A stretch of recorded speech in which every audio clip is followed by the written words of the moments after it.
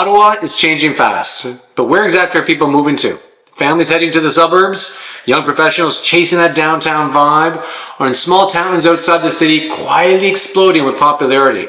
Well, today we're actually breaking down where people are moving to in Ottawa in 2025 and why it matters to you if you're buying, you're selling, or you're just trying to make sense of this market.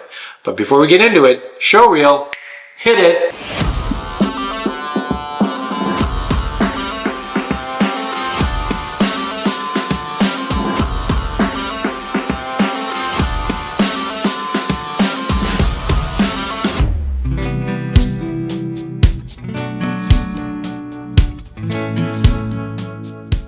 Welcome back, or welcome to the first time. My name is Peter Tulin, and this channel is all about what it's really like when living in Ottawa.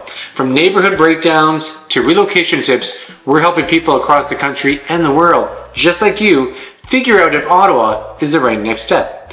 And if you're thinking about making a move and you have questions, feel free to give us a call, shoot us a text, send us an email, because we got your back when moving to Ottawa. And over the past year, I've helped dozens of families move into and out of and across this beautiful city. And I can tell you, the migration patterns in 2025 tell a very clear story. Ottawa isn't the same city it was 5 years ago. The downtown core isn't always the first choice, and suburbs are booming. And nearby small towns are seeing growth like never before. Despite the national headlines about slower migration, Ottawa is still attracting people, both from across Canada and internationally. The GTA is still number one. Families from Mississauga, Ajax, and Brampton are cashing out of $1.2 million starter homes and landing in Canada, Barrhaven, and Orleans. And I personally help families make that jump. And for them, Ottawa feels like a place where home ownership is still very possible, with bigger homes, real backyards, and good schools. British Columbia are sending buyers too. When detached homes top $1.7 million in Vancouver, Ottawa suddenly looks like a great bargain. And many are remote workers choosing areas like Old Ottawa South and Alta Vista for slower pace and more walkability. And let's not forget international newcomers. Ottawa consistently draws new Canadians, especially professionals in tech, healthcare, and the public service. Orleans and Riverside South remains hotspots thanks to diversity, school, and the community feel you get there. And yes, people are leaving too, but it's not in the mass exodus. It's a lifestyle recalibration. Young professionals seeking nightlife and culture are heading to Montreal or even Calgary. Retirees are cashing out and moving to Nova Scotia, New Brunswick, or even Prince Edward County. And what they're doing is they're actually chasing lower costs and a slower pace of life. Local downsizers are also selling in Ottawa and moving to towns like Arnprior, Smiths Falls, or even Carleton Place to bank equity and simplify their lives. And the story isn't that Ottawa is losing people, it's that migration is reshaping where people want to live. So here is where it gets interesting. Most of the migration isn't out of province at all. It's actually reshuffling within the Ottawa area. Families are leaving Centertown and Sandy Hill and the Glebe for more space in Barrhaven, Canada, and Orleans.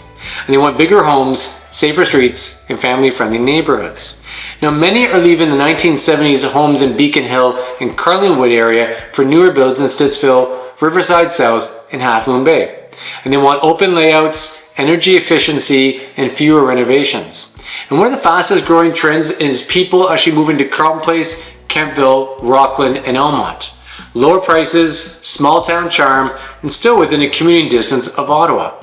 Now, remote and hybrid work also has made this shift possible and is actually accelerated to some degree. The why behind these moves is just as important as the where. Ottawa is still cheaper than Toronto and Vancouver, but prices here are up more than 40% in the last few years. Families are hunting for more value. Commute time isn't the king it used to be, and people are happy to live further out if it means lifestyle wins. Schools and safety are top of the list for families moving in, and they want good schools, safe streets, and green space. And lifestyle fits matter more than ever. And it's not just about the house, it's about local shops, trails, cafes, and neighbors. Whether it's Canada's tech hub or Almont's small town vibe, lifestyle drives decisions. And if you're buying in 2025, be prepared for heavy competition in Ottawa's most family-friendly suburbs. Areas like Barrhaven, Canada, and Orleans continue to draw the most attention. especially for families relocating out of the GTA who see these neighborhoods as a perfect blend of affordability, schools, and that community feel that they're looking for. And homes in these areas don't sit long, so buyers actually need to come in with realistic expectations, strong financing, as well as a clear plan of attack to get that house. But don't overlook the booming small towns just beyond the city limits. Places like Carleton Place, Kentville, or even Rockland have actually quickly become hotspots, offering larger homes, significantly lower prices, with a vibrant local community and plenty of charm. And for many families, the trade-off is worth it. Saving $150,000 to $200,000 on a purchase price can actually make home ownership very possible, even if it comes with a longer commute or 30 to 45 minutes further. The key is deciding what matters most to you. Is it space, price, lifestyle, or convenience? And making sure your buying strategy lines up with those priorities. And if you're selling in 2025, the good news is that suburban listings are still very hot, especially for out-of-town buyers. Families coming from Toronto and Vancouver, or even smaller Ontario cities, see areas like Barrhaven, Canada, and Orleans as the perfect mix for affordability, schools, and lifestyle, which means that homes here often attract multiple offers if they're priced and presented well. On the other hand, urban properties in neighborhoods like Glebe and Westboro actually continue to perform strongly. But today's buyers are more selective and they're savvy. These homes sell fastest when they're move-in ready and they have updated finishes, or even have an offer clear income potential through secondary or rental units.